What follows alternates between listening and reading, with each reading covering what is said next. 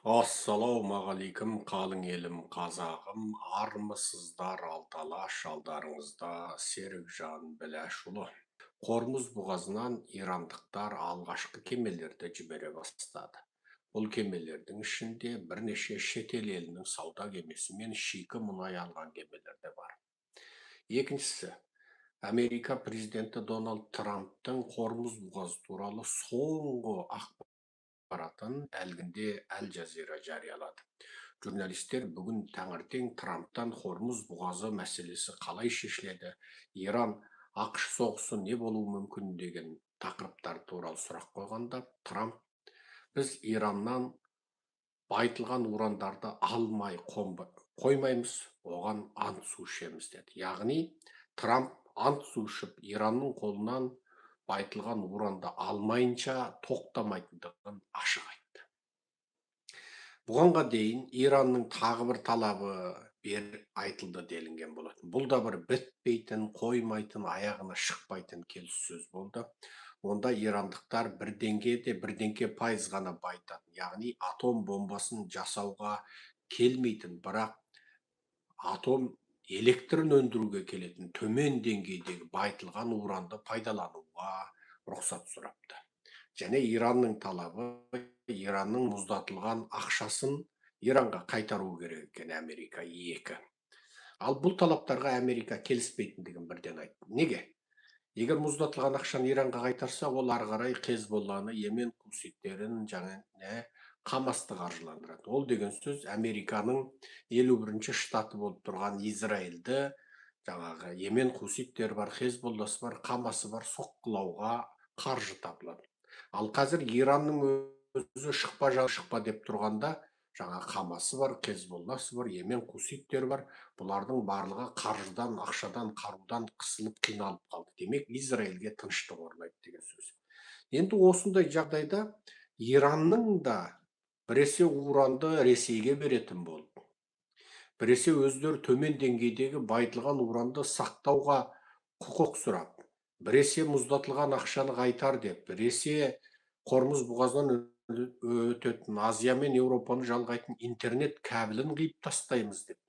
Біресе бүкіл Америкадағы атақты IT компаниялары, Google бар, Facebook бар, жаңағы Илон Масктың Twitter бар, бұлардың барлығы осы Иранның жерінен өтетін, Хормуз бұғазынан өтетін әлемдік интернет желісі үшін ақша төлеу керек. Егер ақша төлемесе, біз бұл жаңағы кабельді қиып тастаймыз деп қоқалақ жасап. Біресе Хормуз бұғазынан өтетін кемеден алым аламыз деп, бұның жаңағы Иранның мың құбылғандығы бар. Бүгін Трамп осы түстен бұрын өзінің журналистерге берген сұхбатында ашық айтты. Ешқандай Иранның Хормуз бұғазынан ақы алуына жол бермейміз, себебі бұл халықаралық ашық су айдыны, ол Иранның жеке меншігі емес деді. Екіншісі, біз ол жерден уранды алмай қоймаймыз. Ол уран бізге керек те емес. Біз оны алғаннан кейін оны жойып жібереміз дейді. Яғни Ираннан сол байытылған уранды алғаннан кейін біз оны пайдаланбаймыз да, тіпті оны жойып жібереміз. Бірақ ешқашан Иранның байытылған уранға қол жеткізуіне жол бермейміз деді. Енді қазір осы Иран мәселесі туралы алдыңғы лекцияларымызда айттық. Арабтар тоқтата тұрыңдар деді. Оны біз алдыңғы лекциямызда болжағанда, мүмкін арабтардың әуе кеңістігін қорғау жүйелері дайын емес шығар. Сондықтан олар мүмкін жаңағы әуе қорғаныс жүйелерін жаңағы орнатуға немесе қандай да бір қару-жарақтарын дайындап алуға уақыт сұрап отырған болар дедік. Бұл бір. Екіншіден, Иранды соққыламай жай осылай тоқтата тұру Трамптың Израильді іске қосуға деген бір айласы болуы мүмкін. Және арабты іске қосу. Неге? Иранды соққыламай тұрса, түптің түбінде сол арабың да, жойытың да мазасызданады. Себебі, мынау диктатор Иран режимі тұрған кезде, арабқа да Израильге де тыныштық жоқ. Арабқа да Израильге де тыныштық жоқ. Ал дәл осы кезде Трамп өзінің Иранға ататын әрбір зымыранын ақшаға айналдыруы мүмкін. Неге? Арабтар бай. Саған Иранды құрту керек пе? Әрине, Сауд Арабияға Иранды құрту керек. Араб Бірлескен Әмірлігінің тіпті кегі кетті. Онда олар әрине Трампқа сізге қанша керек ағатай деуге мәжбүр болады. Демек бұл арада Иран, Араб бірлескен әмірлігі, Сауд Арабия, Израиль, Америка ортасында бір мысық пен тышқанның ойыны сияқты ойын жүріп жатыр. Иранның режимін құлату, түбегейлі құлату, жойып жіберу, Иранда бір Израильге қауіпсіз режимді қалыптастыру Израильға өте керек. Неге? Израильдің мазасын алып, жарты ғасырдан бері соққылап, атқылап, тыныштық бермей келе жатқан Хамас, Хезболла, Йемен хуситтерін сол Иран қаржыландырады. Иранды орыс пен Қытай қаржыландырады. Ал бірақ Сауди Арабия дейтін бай алпауыт ел бар. Ол осы Иран мұнайының халықаралық нарыққа шыққанын қаламайды. Неге? Халықаралық нарыққа Иран мұнай шықса, Саудияға бәсекелес болады. Бірақ осы жолы Саудияға Иран оқ атқаннан кейін Саудияның ойы өзгеріп қалды. Неге? Мына дүлей Иран режимі тұра беретін болса, онда Саудияның аспаны да аман қалмайды екен. Демек, бұл арада Саудия дәл қазір Иран мәселесінде өзінің амандығы бірінші орында тұра ма? Жоқ. Иранның не болса да режимін ауыстырып, бір батысшыл немесе кем дегенде Саудияға, Араб бірлескен әмірлігіне оқ атпайтын, режиміне қауіп төндірмейтін қауіпсіз Иран керек. Ал қауіпсіз Иран болса, онда оның мұнайы ашық нарыққа шығады. Иранның мұнайының ашық нарыққа шыққаны Трампқа керек. Неге Трампқа керек? Халықарада мұнай бағасы арзандайды. Ал Трамп неге мұнайдың бағасын арзандатуға мүдделі болып тұр? Ол өзі 1 грамм мұнай сатып алмайтын еді. Өзінің Аляскасында, Тексасында мұнай деген жетеді. Керісінше ол мұнай бағасының өскенін керек қылмай ма? Жоқ. Трампқа мұнайдың бағасының өскені керек.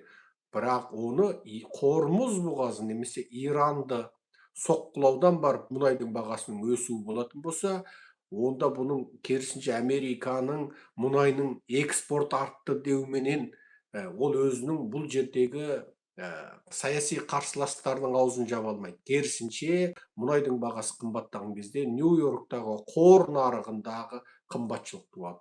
Ал Нью-Йоркта қор нарығы мұнай дағдарысы, мұнай бағасының қымбаттауына байланысты әлгі жерде жарнаның құлауы пайда бола бастайды. Ал жарнаның құлауы пайда болатын болса, онда инвестиция басқа жаққа қарай қаша бастайды. Ал Уолл-стриттегі, Нью-Йорк жарна нарығындағы бұл құлау Трамптың осы қарашада болатын орта мезгілдегі Америкадағы орта мезгілдік сайлау дейтін конгресстік және штаттық сайлауларына Трампқа оның республикашылдар партиясына қолайсыз. Сондықтан Трамп Аляска мен Тексастағы мұнайы өспейде құламайда ел қатарлы бағада өте берсін, бірақ Нью-Йорктағы жарна нарығы, яғни биржа құламасын.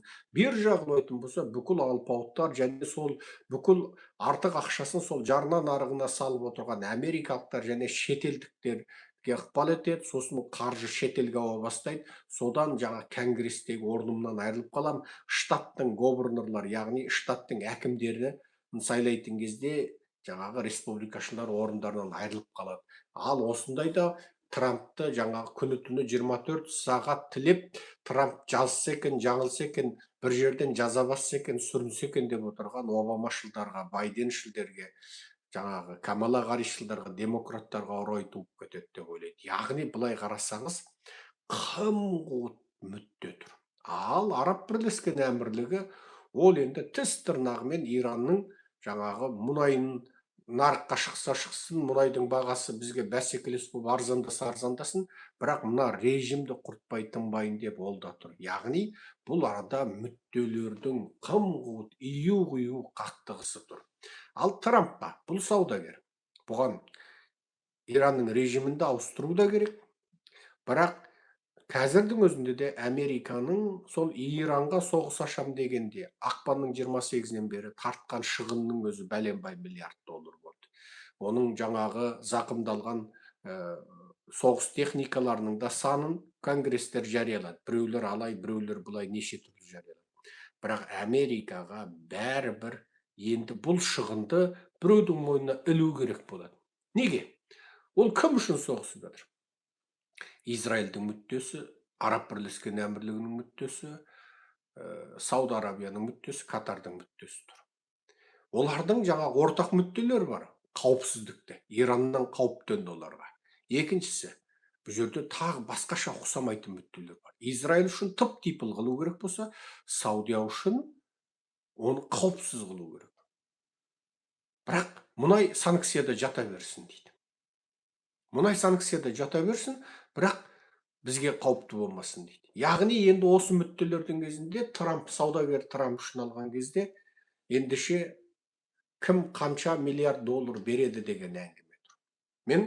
Менің әрбір ұшағым бісміллә деп әуеге көтерілетін кезде, менің әрбір зымыранымда менің жауынгерім кнопкасын басып Иранға қарай ататын кезде түгенбай $1 миллион күйеді. Ендеше бұны қайсың төлейсің деген әңгіме тұр. Әрине, Сауд Арабияда Американың одақтасы, Араб Бірлескен Әмірлігінде Американың одақтасы, Израильда Американың одақтасы, бірақ үшеуі де бай қуатты ел. Израильге Америкадан берілетін көмек ол тағы бар. Демек, бұл арада Трамп бәрібір Американың бюджетін үнемдеп қалу үшін және өзіне ұпай жинау үшін осы мемлекеттерді бәрібір қалтасынан көбірек шығарып, соғыстың шығынын көтеруге мәжбүрлеу үшін қорымызды тоқтатып қойып отыр. Иран неше түрлі әңгіме айтты, білесіздер, Ресейге береміз деді, Америка қарсы болды, уранды Ресейге береді.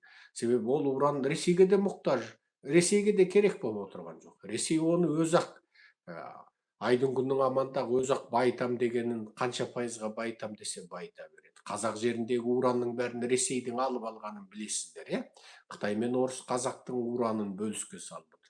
Ресейге де ол уран керек емес, бірақ Иранды урандастыру Ресейдің мақсаты. Неге? Иранның қолымен дүниені лаңға тағып, тыныштықты бұзып отыру Ресейге де, Қытайға да керек болып отыр. Путиннің осы жолы Қытай сапарында жаңағы Иранға баратын тас жол салуға Ши Цзиньпиннен ақша сұрайтын себебі де содан.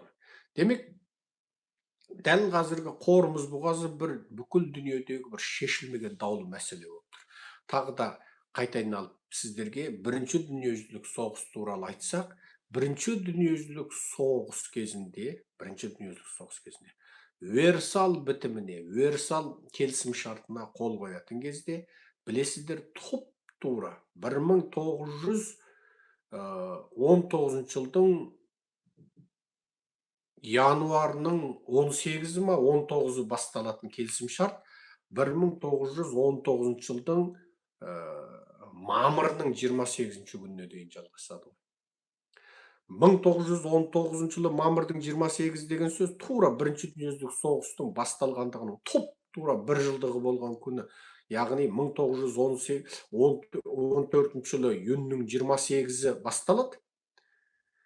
Соғыстың басталған датасы июньнің 28-і 14 жылы басталады. Тура сол датада соғыс 14 жылы басталады, 18 жылы аяқтайды, бірақ 18 жылы януардың 19 күні басталған келісім шарт енді осы бірінші дүниежүзілік соғыстан қалай бітімге келемізден келісім шарт басталып, езіп, қыртып, тура дәл қазіргі Қормұз бұғазындағы мына бітпейтін, тынбайтын хат-хабар алысу, ортада мысалы қазір Түркияда кірісіпті, Пәкістанда кірісіпті, мына арағайындық, делдалдық, Қытай бар, Ресей бар. Бұл бітпейтін, тынбайтын бұл келісім шарт бейне бірінші дүниежүзілік соғыс кезіндегі Версаль келісім шартына отыратын кездегідей жарты жылға жоқ жалғасып жатыр.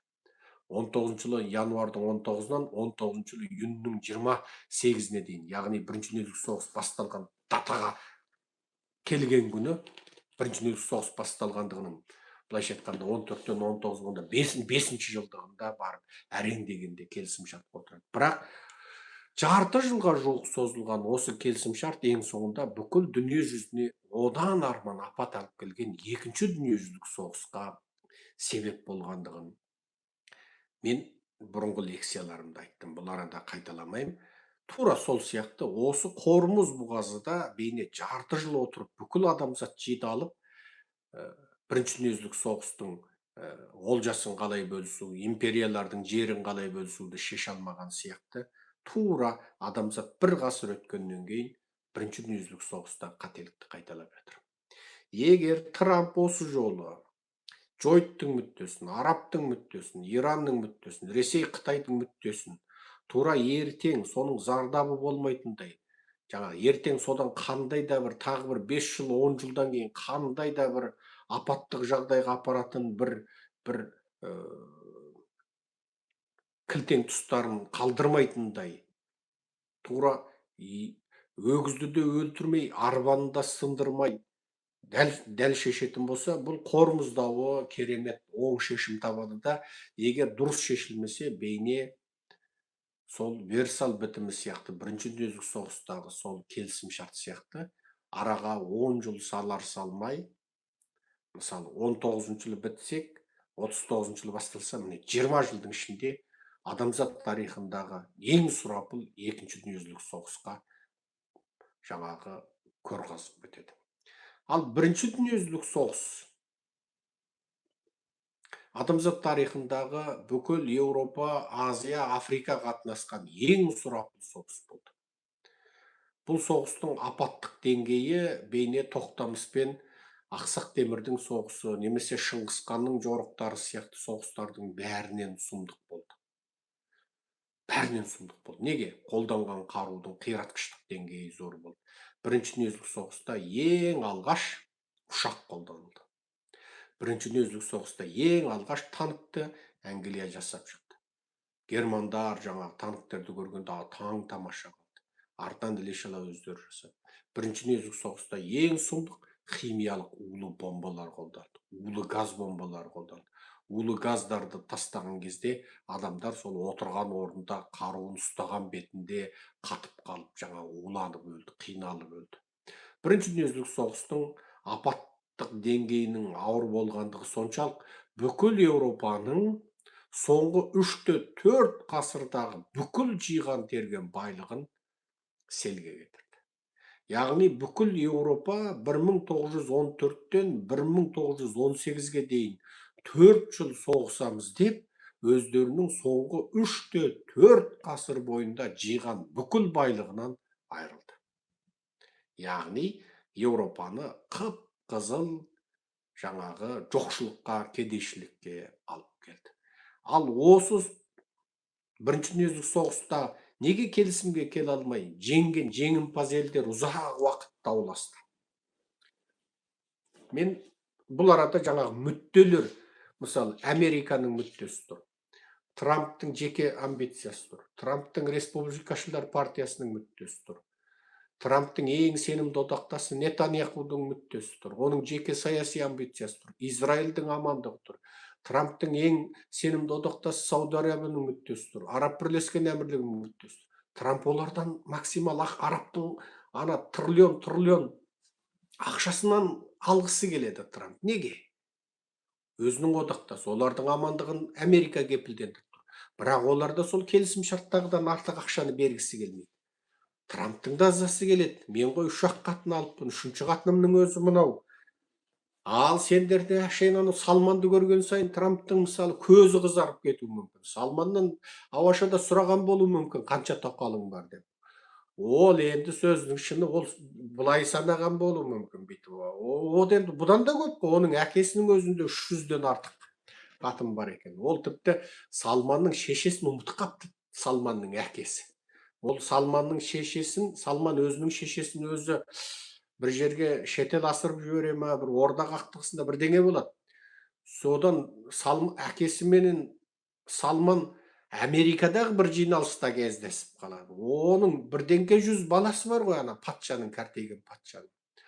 Сонда ол кімнің, Салманның шешесі өзінің көп бәленбай 100 тоқалының бір, оның аман саулығын да білмейді. Мәне. Енді Трамптың енді қарап отырса, арабтардың тірлігін көргеннен, одан да енді еркек болғаннан кейін сөздің шыны ғой, қыж-қыж етіп іші қайнайды ғой, енді қыж-қыж етіп іші қайнайды, былайша айтқанда. Енді бірақ ол ақшаны бәленбай қатынды алып қойып, әрқайсысына сарайды соға беретін арабтардың ол ақшаны Америкаға мә ала қой деп бермейді ғой. Неге? Келісілген келісіммен ғана әскерін әскерше, қаруына қарушы, әскери базасын әскери базаша ғана төлейді. Бірақ Трамптың артық алғысы келеді ғой. Саудагер дегенде сол артық алғысы келеді. Енді тура Иранның соғысын бастады да шалекеңде біраз шығынға батты, біраз ұшағы құлады, біраз шығын кетті, біраз қару жарақ кетті. Оның бәрі сақылдап Конгресте есептеген соғып жатыр. Ол Конгресте отырғандар ішінде Трамптың жаулары да бар. Трамптың жақтастары тиынын азырақ қылып жаңағы ондай қанның қызында да болады деп, ондай соғыс болады дегенде енді демократтар алады да ойбай, мынау біздің еліміздің түгенбай қаруын құртыпты, мұншама зымыран атылыпты, ойбай да ойбай деп демократтар әлгі жерде Конгресте байбалам салады мысалы. Сол конгрессмен енді күнделікті дерлік шапқылап жүрмін ғой. Енді ол конгрессмендерің деген сөздің шыны Трамппенен келсең кел деп жағасына жармасуға дайын, тура көзі қанталаған, ешкімнен қорықпайтын адамдар конгрессмендер болады. Ешкімнен қорықпайды. Ол тіпті Трамп сол конгресте сөйлеп жатқанның өзінде тура сөздің шыны быт-шыттарын шығарып, айғайлап, шу шығарып жатады. Бұл конгрессмен неге? Қолында қазына билігі тұр. Трамптың қолында қазына билігі жоқ, конгрессмендерде тұр. Сондықтан Трамп конгрессмендерден де қорқады. Ішінде жақтастары да бар, ішінде қарсылары бар. Егер бұл жолғы соғыста ол тым артық оқ атып қойса, тым артық жебе атып, тым садағы көп сынып, жаңағы жебесі көп кетіп қалатын болса, онда ана жау конгрессмендерге, демократтарға сылтау тауып береді. Сондықтан ол мен Салманның тағы 100 қатын алған отырған ақшасын алып алды. Міне, Салман алды да тағы 100 қатын алам деп жоспарлап отыр екен. Сол ақшаны мен алып алдым. Міне деген кезде ол ұпай жияды. Демек, Қормұз бұғазы ілініп тұр баяғы. Ілініп тұр. Енді осы Қормұз бұғазында Арабың да тұр. Менен гөрі Израильге жан керек, себебі Израиль осы соғысты бастады. Мен енді айту, Иранмен жаманына келсе бәріміз мұсылманбыз ғой деп бірдеңеге келермін. Бірақ Израиль үшін алғанда ол не ел болып аман қалады, не қалмайды. Сол мәселе сондықтан Израильді алдыға сап қойып өзім артта тұрайын деп араб та ойлайды. Бірақ бүкіл тірлігі Иран менен ана бұғазда қарама қарсы тұрған Араб бірлескен әмірлігі мана кезінде сол Иранның бүкіл қаржысын, жасырын қаржысын айналдырып, Иранға санкция салған затты жасырын жеткізіп беріп, Иранның ақшасын жасырын өз банктері арқылы айландырып отырған Араб бірлескен әмірлігі осы жолы парсылардан таяқ жегеннен кейін Дубайның төбесінен дрон ұшқанда бүкіл инвесторлары, бүкіл туристер Дубайдан қашып, Дубай бір кезде қаңырап, жаңағы өлі қала сияқты болып қалған кезде Араб бірлескен әмірлігі әбден бармағын шайнады. Мынау парсы адам болмайды екен, сарт-сұрт құдай атқан жұрт деген рас екен, қазақтар дұрыс айтыпты. Жаңағы сарттың саудасы сақал сипағанша деп мына қазақтар дұрыс айтқан екен. Мыналардың көзін құртпай болмайды деп, арабтар парсылардың адам болмайтындығын сол кезде біліп отыр. Ал Саудия, жарайды, Иранды жойып жіберсек, онда мұнайы халықаралық бағамен ашық нарыққа шықса, онда бізге бәсекелес болады деп отыр. Ал Қытай Иранның санкциядан құтылғанын қаламайды. Міне қызықты көрдің бе? Иранның санкциядан құтылғанын қаламайды Қытай. Болмаса Иран соның одақтасы ғой. Екеуі бір дамбал киеді.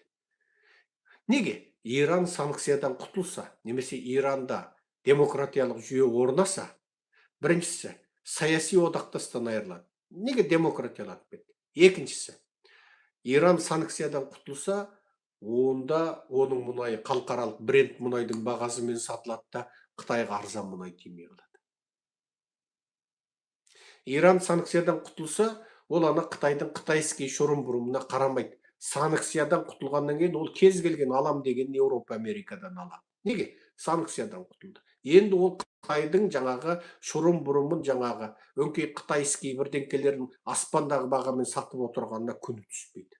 Мұнайның бағасын қоппады. Сондықтан мына жақтан Иранның санкциядан құтылғанын қаламайтынның ішінде Қытай тұр. Иранның санкциядан құтылғанын қаламайтынның ішінде Саудия тұр. Бірақ Ираннан ең көп таяқ жеген Араб бірлескен әмірлігі. Иран тіпті Араб бірлескен әмірлігіне атқан Дубайға қаратып атқан зымыраны Израильге қаратып атқан зымыраннан да. Сондықтан Ираннан ең көп соққы жеген Араб Бірлескен Әмірлігі Иранның көзін құртқысы келеді. Мұнай сатылса сатылсын дейді халықаралық бағамен. Санкциядан құтқарса құтқарайық, мына сасық молдаларды, мына молдократиялық жүйені құртайық деп Араб Бірлескен Әмірлігі мүдделі отыр. Және Израиль мүдделі отыр. Неге? Израиль Ираннан ең ұзақ таяқ жеген, әсіресе Йемен хуситтері, Хезболла, Хамас арқылы мазасын алып, тіпті қайта солардың тоқтаусыз, тынымсыз шабуылынан кейін анау еврейлердің өзі, жойыттардың өзі бұл үнемі тыныштық жоқ бұл елде тұрғанша деп олардың өз Еуропа, Америкаға жылыстап кетті. Сондықтан Израиль Иранды түбегейлі жойғысы келеді. Енді ойлап, бәрінің төбесінен қарап Америка тұр. Мына осы ұқсамаған мүдделерді біріктіріп көріңіздерші. Қытайға арзан мұнай керек, Иранның санкцияда жатқаны керек. Бірақ Иранның құламағанын қалайды. Саудияға қауіпсіздік керек, бірақ Иранның санкциядан құтылып мұнайын халықаралық бағамен сатуына қарсы. Неге? Мұнайына бәсекелес шығады. Араб Бірлескен Әмірлігі Саудия сияқты ойлай алмайды. Себебі ол ең көп таяқ жеді. Сондықтан ол Иранды мына мұнайын санкциясыз сатып, тіпті жаңа режим келсе санкциясыз мұнайын сатсын, одақтас болсын, осы бәле парсыдан құтылайық деп отыр. Ал жойыт үшін алғанда Иран режимін құлатпай, бұлай аман қалдыру жойыттың Нетаньяхудың саяси мүддесіне қайшы. Жоймайтын байды. Америка тұр. Американың қолында тұр. Жойып жіберем десе, жойып жіберем. Бірақ алдыда қарашада болатын орта сайлау тұр. Орта сайлау кезінде демократтар Трамптың кеңірдегінен қысады. Неге? Трамп Путин емес, Трамп Ши Цзиньпин емес, өзінің айтқанын орындата алатын адам емес. Неге? Бұл жерде конгресс дейтін бар. Қарашада мына кеңірдіктен қысады. Ол кезде деген оның әрбір артық атқан оғы, зымыраны, өлген адам, кеткен шығын қанша ақша екендігін демократтар деген желдетіп, шаңдатып бетіне басады. Көбіктетіп бүкіл медианы Трампқа қарсы салады. Ал Трампқа ол ұнамайды. Енді ол анау Салманға айтады, ана 100 тоқал алатын ақшаңды бері қарай лақтыр. Араб Бірлескен Әмірлігін айтады. Ол да айтады, ойбай, туристер тоқтап қалды. Мұнай өтпей қалды. Биыл жағдай қиын. Келер жылы бием құлындаса содан көре жатармын деген оны айтады. Яғни қаржы, саясат, мүдде, қауіпсіздік, амбиция, ішкі қалың қатынастыр. Тура 1919 жылғы Версаль келісім шартын жасайтын кездегі соғыстағы жеңуші елдер мен жеңілуші елдердің әңгімесі сияқты. Мысалы, Германия жеңілді бірінші дүниежүзілік соғыста. Мен оны күннің алдындағы лекциямда айттым, мен бірінші дүниежүзілік соғыстың тарихын бәрін айттым. Ал сонда Жапонияда сол Версаль келісім шартына қол қоюға барады. Бірақ Жапон еуропалықтардың Англия, Франция, Германия, Америка үшеуінің ортасындағы дау-дамайға Жапон басын қатырғысы келмейді. Неге? Жапония тынық мұхиты менен жаңағы анау Германия жаулап алған Қытайдың Шантон бұғазы, Шаньдың түбегі және оңтүстік шығыс Азиядағы Германияның отарларын Жапония алып алсам болды. Ал Еуропада сен Францияның, Германияның қай облысын Франция алады, Англия не алады, не қояды, қанша төле маған бір тиын. Жапонияның осы Версаль бітіміне жіберген уәзірі бұрынғы уәзір болған. Сыртқы істер министр бұрынғы пенсияға шығып кеткен сыртқы істер министр болған. Соны жібере салды. Тіпті сол кездегі Еуропаның медиаларында мылқау дипломаттар деген атпен қалған. Үнсіз дипломаттар. Неге? Ана жерде Франция мен Англия, Англия мен Америка, Англия менен жаңағы Франция, иітіс тартыс болып, жаңағы шекараны біресе алайсызады. Германияны бөлшектеу керек қой. Бұлай сызады, мұнша төлем, анша төлем дейді. Бірімен бірі келісе алмай отырғанда Жапония мен жемеген қарын боғымен піссін деп отыр. Неге? Оған Германияның Қытайдан жаулап алған жаңағы отарын Жапония өткізіп алса болды, басқа ештеңке қалғанның бәріне кім не айтса соған келісем деп отыр. Ал анығында Бірінші дүниежүзілік соғысқа Қытай да қатысқан. Қытай да жеңуші ел қатарында болған. Бірақ Қытай жеңуші ел болғанмен, Германияның Қытайдан алған жаңағы жерін, жаулап алған